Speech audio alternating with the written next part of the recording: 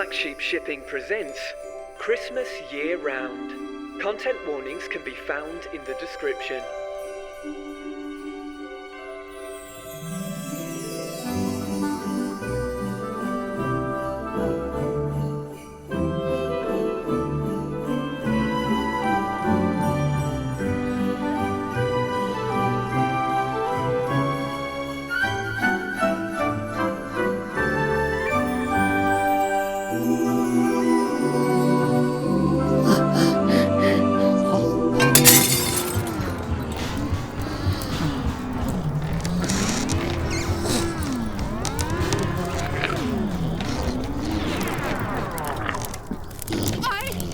I don't understand!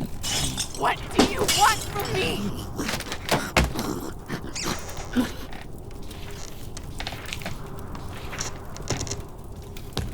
You want a story? Is that it? Okay. Don't come any closer.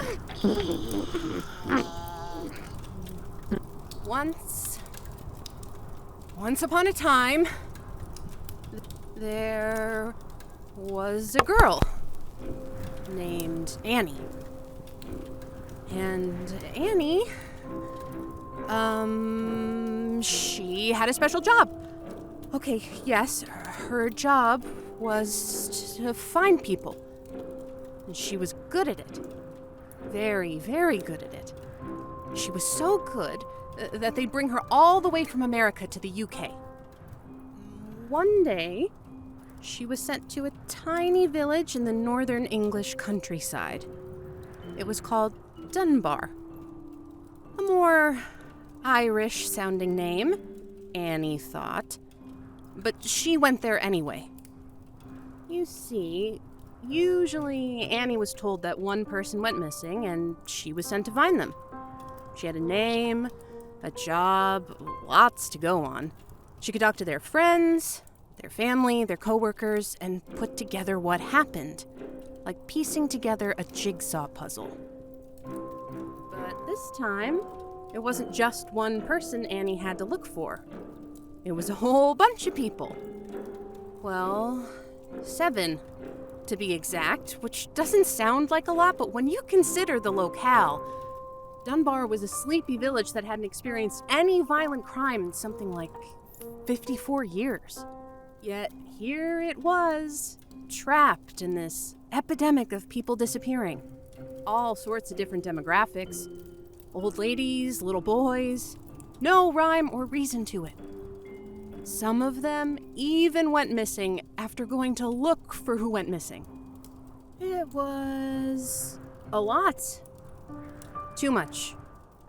Too many leads. Too hard to narrow down what happened. But Annie was trusted with it anyway, and she knew that if she could figure something out, she'd be rewarded with a really big, present. So she went off to Dunbar, even though she hates being in England, and she hates humid weather, and she hates these tiny towns full of mouth-breathing villagers who squint at her and ask how things are coming along. On the drive there, Annie heard something strange. Even though it was the middle of July and Annie was listening to the news, something briefly interrupted her. It was fuzzy Christmas music, cutting in and out for a few moments. Annie was already annoyed enough to hear Christmas music as early as October, but hearing it during the hottest summer England ever experienced was downright surreal.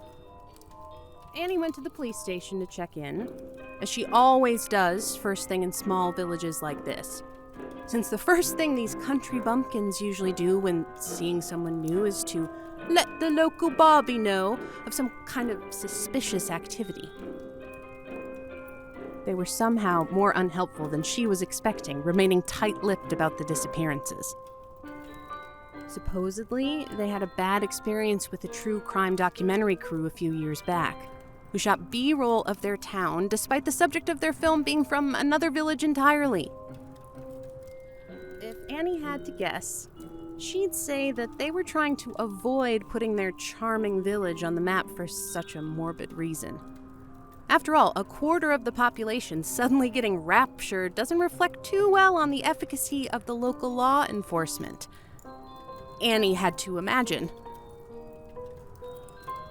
Beyond a list of names and a vague timeline of events Annie had already pieced together herself, they told Annie they'd already done all they could and were too busy to continue the investigation. Annie thought they looked like they had plenty of free time, but that was fine. Incompetent dolts like that only ever get in the way anyways. After that, Annie actually managed to get into contact with a family member of one of these missing villagers, who agreed to meet with her on the condition that they do so at a pub, the Elephant's Foot. Of course. Annie asked the bartender if it was a play on the Chernobyl disaster, but he had no idea what she was talking about. When Annie got there, suddenly the gentleman didn't feel like talking all that much. His name was Kevin Bosch, a mole rat-looking guy with a great big bald head that glistened as he spoke. He was the father of James Bosch, the latest one to go missing, a 39-year-old man who took it upon himself to go looking for some of the other missing persons, only to end up vanishing himself. He left the house at 6:47 p.m. to check some old access road not marked on any GPS, and then just vanished. The cops said they already combed the area and came up with nothing. Annie made a note of where this road was supposed to be and bookmarked it for later, but Kevin didn't feel like saying much more than that. He spent the rest of the time complaining about his neighbors, moaning and groaning about the unsightly state of their home and how poorly it reflected on the rest of the neighborhood. Annie managed to smile and nod long enough to find an opening in his long-winded complaints to excuse herself and slip out of the sticky pub, continue her investigation. Annie meant to head straight to that access road next, while she still had daylight. But while driving around town, something caught her eye. Nestled in between an ice cream parlor and a secondhand bookstore, a cute-looking storefront labeled Christmas Year-Round. Annie remembered the music, and she was intrigued. She felt something pulling her towards it, like a magnet. Like something lurking in that store was critical to the investigation. Why did I? Oh, okay, yes. Back to the story. Annie went into Christmas Year-Round and was surprised to see a woman in a hijab at the counter, pricing knickknacks while minding the empty store. She seemed friendly enough, a welcome reprieve from most of the villagers, so Annie struck up a conversation with her. Aisha, she said her name was. At least, I hope I'm saying that right. She said the irony of being a Muslim working at a Christmas decoration outlet was not lost on her, but the owner was apparently very nice, and the job had flexible hours, and you'd be surprised how respectful the villagers are compared to the folks in London. They may be a little ignorant, sure, but not hateful. Annie asked her about the Christmas music on the radio, and Aisha claimed not to have a clue what she was talking about. Aisha confessed to Annie that she was worried about the owner and stressed out about running the shop all on her own. The owner was one of Dunbar's missing 7. Holly Townsend was her name. Fittingly enough, she was the first one to go missing, Annie remembered. Annie admitted to Aisha that she was actually there to help look for the missing villagers, and Aisha actually... She cried. She insisted on waiting around the counter to give Annie a hug, knocking down several tacky ornaments in the process. She promised to help Annie in any way she could. Aisha just kept emphasizing how nice Holly was, hoping she was okay. Said she was going away on holiday for a week or two and to mind the store. I'll be back in a jiff.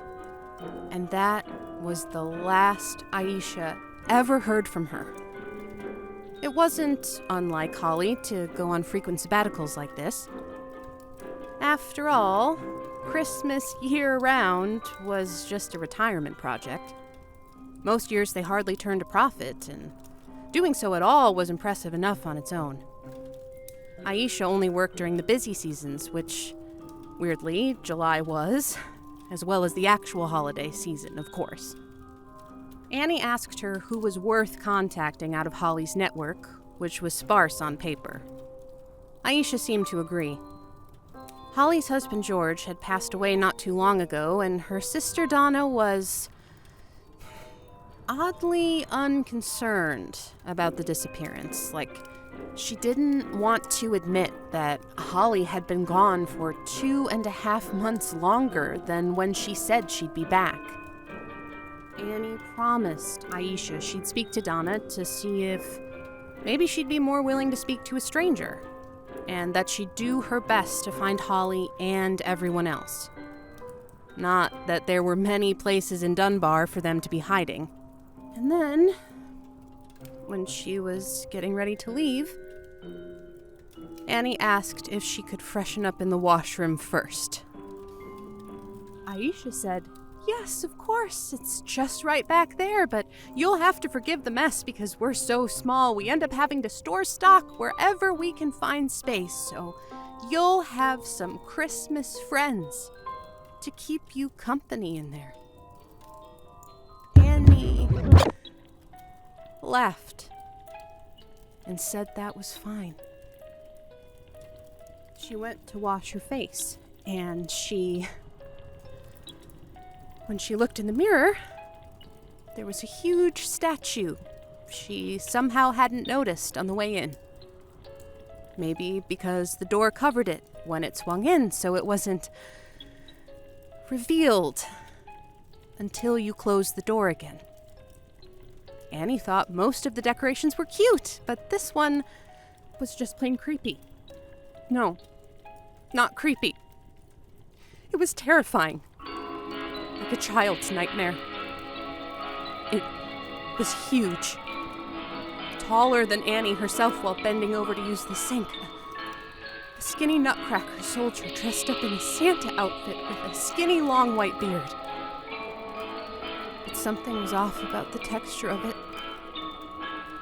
It didn't look like wood or plastic. It was warped and wrinkled, hanging kind of loose, like it was actual skin. And when I looked at it, I swear, it winked at me. I distinctly remember the glisten in its eye from the light going away. Just for a second, like something moved over the shiny black eyes. Annie gasped and spun around, and then nothing was there. Like she imagined it. But then she looked back, and there it was, in the fucking mirror, looking back at her, somehow overriding her own reflection, and that horrible mouth with the clacking, gummy teeth swung open, and I swear it fucking spoke to me. It sounded like what you'd imagine Santa to sound like. Deep and bassy and cheery, but just plain wrong coming out of that thing. It asked me, warned me, not to dwell on the ghosts of Christmas past, and then it asked who would search if I went missing. I screamed, and it laughed, and I could feel myself disappear like I was a ghost. like I could see through my own skin.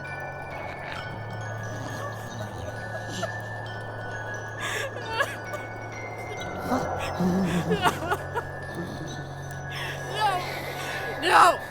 Stay back! Stay the fuck back! I woke up! When Annie came to, Aisha was outside the door, knocking, asking if everything was okay.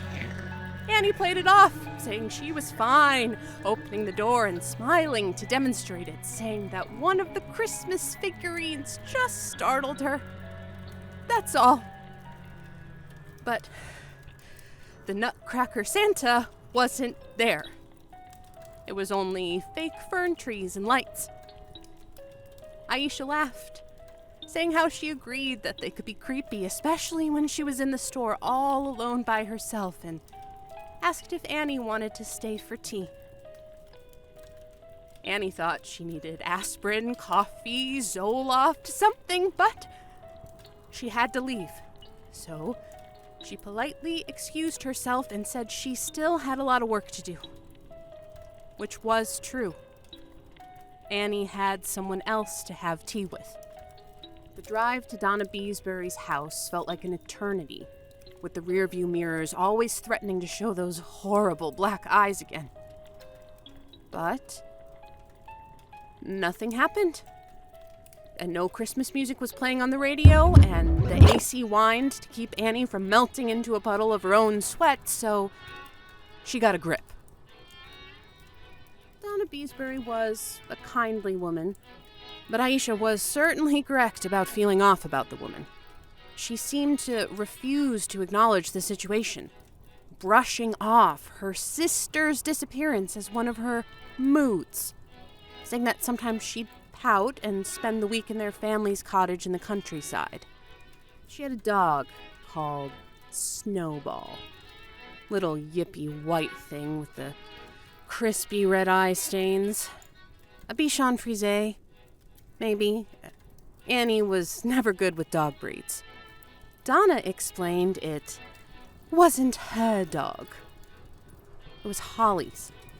And Donna got into the habit of watching her whenever Holly was throwing one of her tantrums. Annie tried, again and again, to explain the severity of the situation, but Donna wasn't having it. Her smile never wavered. She was giddy, cheerful to an impossible degree, laughing at simple statements like they were hilarious jokes. It was unnerving. Her smile started to chill Annie's blood, like it was the Nutcracker Santa again. Some waking nightmare. The inside of Donna's house reminded Annie of Christmas year-round, though the knickknacks tended towards angels and babies rather than Christmas characters. When Annie brought up George, Donna may as well have buried her head in the sand. She spoke around the subject, did anything to avoid acknowledging the fact that George was no longer with us. Diverted things by assuring Annie that George had always been such a Grinch, emphasizing that she never liked him terribly much and was glad that her own husband had to travel for work so often, leaving her with the house to herself much of the year. Throughout the entire unpleasant experience, Snowball seemed to be singularly focused on escape in the garden. She'd yip at something over the neighbor's fence and fling herself into the air, threatening to clear the top of it with a standing vertical that seemed impossible, given her stubby little legs. Annie couldn't help but empathize with the thing and wonder if she shouldn't be doing the same thing. Finally, Annie asked if Donna had a spare key to Holly's home and if she wouldn't mind perhaps lending it to Annie to see if she could find anything pertinent to the investigation. Surprisingly, Donna relented, even though the legality of Annie's question was dubious and a more cynical person would have known it. She merely suggested Annie could maybe give Holly's plants a water while she was there.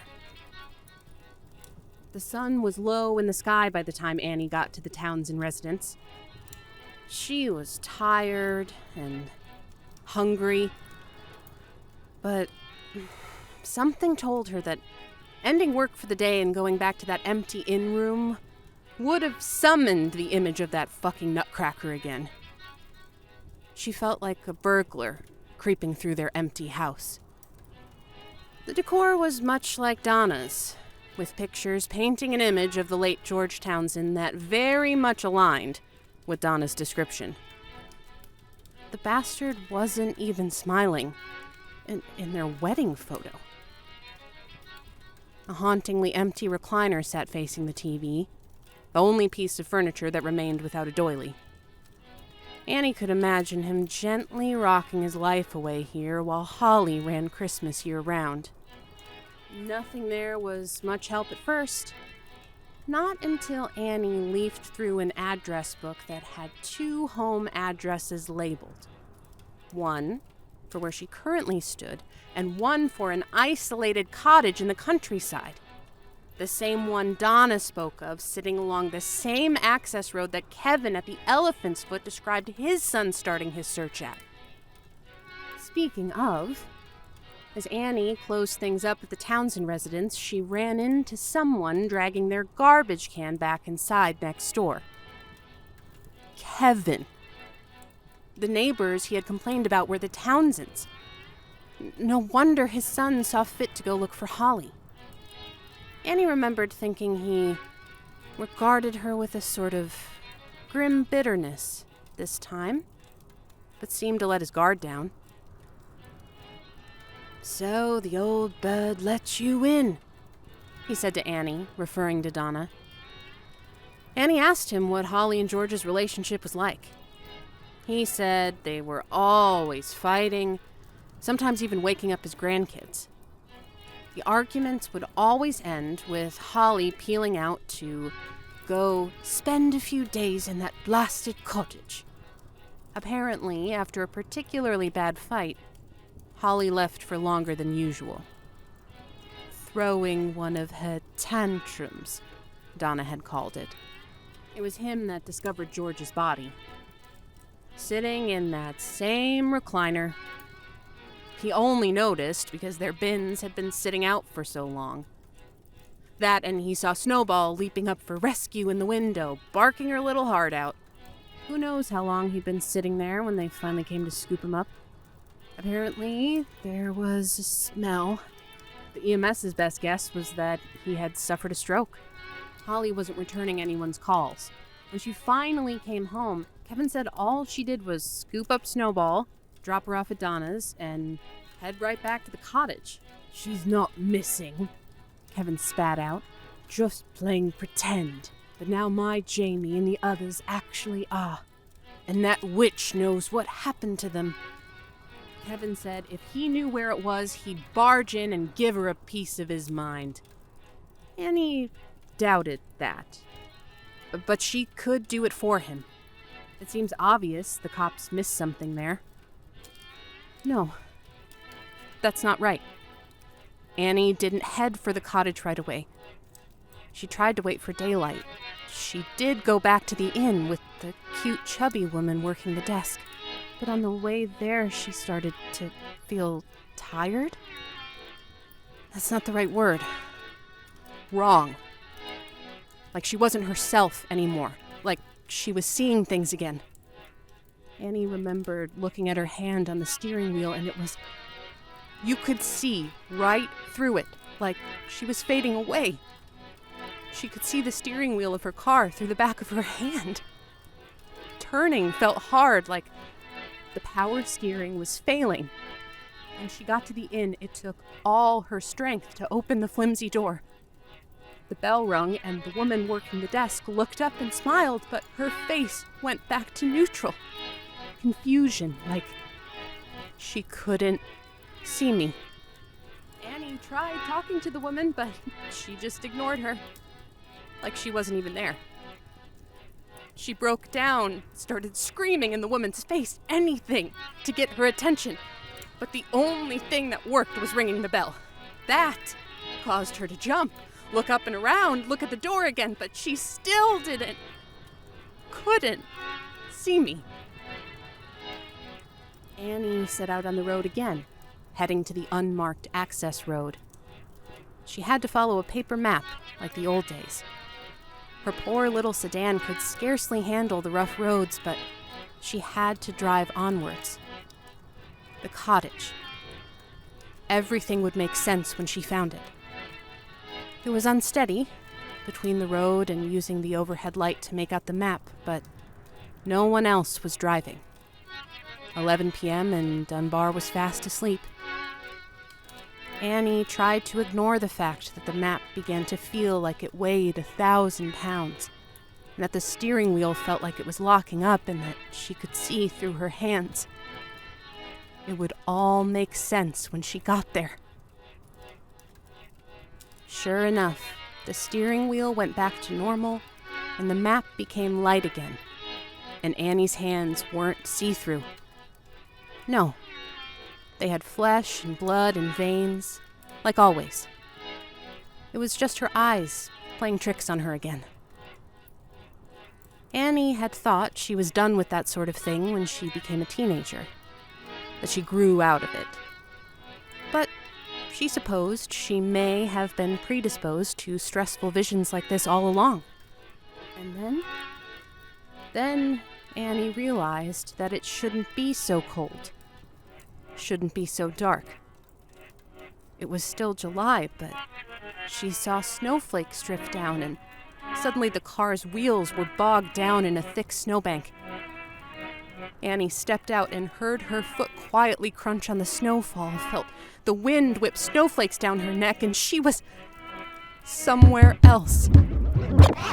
And she made some new friends, and they all lived happily ever after.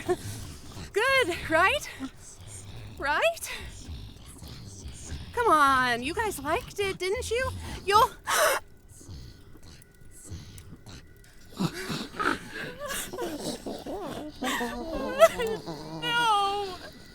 No! You said you wouldn't call him here. I was good. Wasn't I? It was a good story. Please. I can tell it again.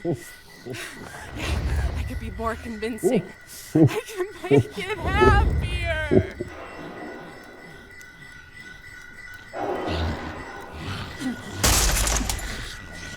Ho, ho, ho.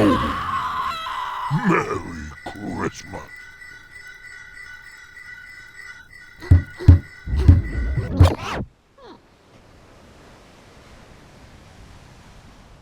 This episode was written and directed by Alex Valentino and edited by D.V. Clarke. Annie was played by Cordy Fell. Additional editing by Nhiko Zillette. This episode was announced by Alexander Hanley, with musical theme by Onlooker Air, and cover art by OddOblivion. This episode of Black Sheep Shipping is licensed under a Creative Commons Attribution Non-Commercial Share-alike 4.0 international license. Thanks for listening.